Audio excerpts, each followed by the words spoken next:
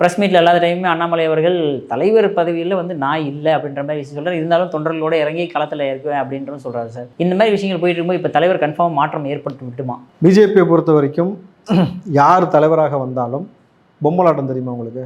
ஆமாம்.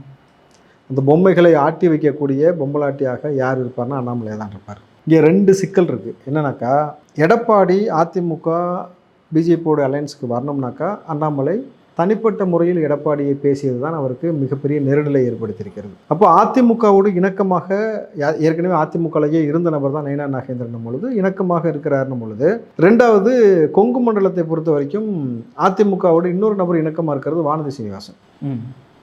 வானதி சீனிவாசன் எந்த அளவுக்கு அதிமுகவுக்கும் எஸ்பி வேலுமணிக்கு நெருக்கம்னு எல்லாத்துக்குமே தெரியும். ஸோ இப்படி ஒரு சூழல் இருக்கும் பொழுது அடுத்த தலைவராக அண்ணாமலைக்கு தான் அதிக வாய்ப்பு.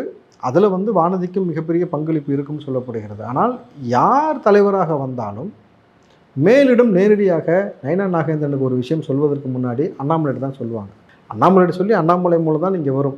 நீங்கள் வந்து நான் தானே தலைவன், என்கிட்ட ஏன் சொல்லணும், நாளைக்கு வந்து பேசவே முடியாது. ஏன்னா இவர்கள் இதை மாற்றுவதே கூட்டணிக்காகத்தான். உங்களை போட்டிருப்பது நயினார் நாகேந்திரன் நாளைக்கு தலைவராக வந்தால் அவரை கூட்டணியை சுமூகமாக எடுத்து செல்வதற்கும் எடப்பாடியோடு பேச்சுவார்த்தை வைப்பதற்கு ஒரு இணக்கமான போக்கை கையாளுவதற்கும் தான் உங்களை வந்து போட்டிருக்காங்களே தவிர, இன்றைக்கி பிஜேபிக்கு வந்து நயினார் நாகேந்திரன் வந்தால் தான் பிஜேபி வளர்ச்சி அடையுன்றதுக்காக போடலை.